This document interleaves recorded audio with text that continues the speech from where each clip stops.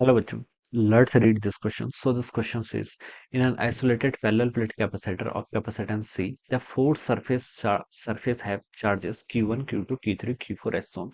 The potential difference between the plates के बीच में आपको क्या बताना है बच्चों, यहाँ पर पोटेंशियल डिफरेंस कैलकुलेट करके बताना है। तो देखिए बच्चों, इस क्वेश्चन का की कॉन्सेप्ट आप क्या लिख सकते हैं। The key concept of this question, आपको बच्चों यहाँ पर potential difference between the plates बताना है। ऑलराइट, तो पोटेंशियल डिफरेंस लिख लीजिए। ठीक है, क्या लिख लीजिए, potential difference will be the key concept of this question. Potential difference यहाँ पर आपको कैलकुलेट करना है, किसके कारण, because of a capacitor. Alright, अब बच्चों देखिए, पोटेंशियल डिफरेंस को आपको डिफाइन कैसे किया जाता है। जैसे आपके पास एक कैपेसिटर है, दिस इज द कैपेसिटर, ये वाले ऐसे गिवन कर रखा है, ये ऐसे।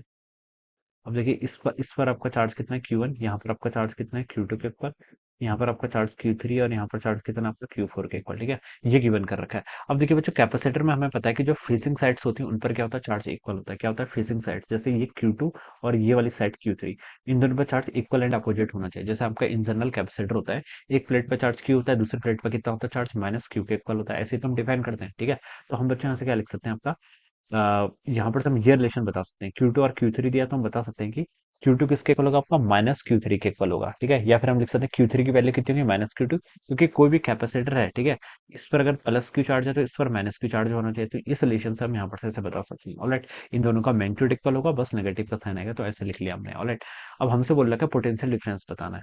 तो बच्चों देखिए, पोटेंशियल डिफरेंस किसके इक्वल होता है, तो कैपेसिटर के अक्रॉस देखिए आपका पोटेंशियल डिफरेंस को डिफाइन किया जाता है। आपका कितना आपका कैपेसिटर क्या कर रहा है, आपका बैटरी से चार्ज ले रहा है, डिवाइडेड बाय द सी क्या उसका कैपेसिटेंस, डिवाइडेड बाय उसका कैपेसिटेंस।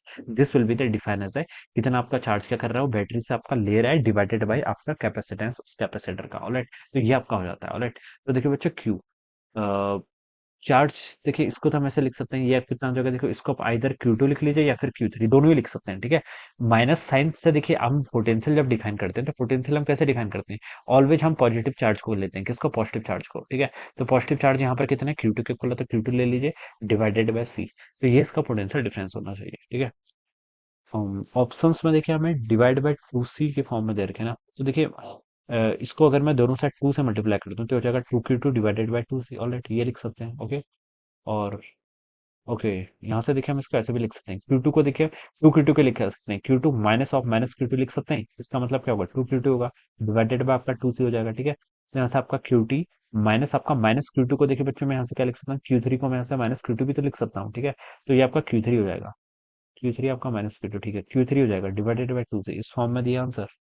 ये देखिए, ये वाला ऑप्शन गिवन कर रखा है, सी ऑप्शन गिवन कर रखा है। ठीक है, सी ऑप्शन क्या कर रखा है, गिवन कर रखा है। ए हो नहीं सकता, डी हो नहीं सकता। ठीक है, और बी वाला भी आपका हो नहीं सकता, क्योंकि Q2 -Q3 के फॉर्म में आ रहा है। ठीक है, तो यही आपका राइट आंसर है, कौन सा, सी ऑप्शन।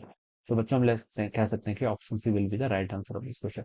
बस कैपेसिटेंस का आपका बेसिक फंड, बेसिक आपको कॉन्सेप्ट पता होना चाहिए, बाकी ये तो आंसर आ ही जाएगा। Alright, so this will be the answer. So I hope you all understood this concept. All the best and thank you so much.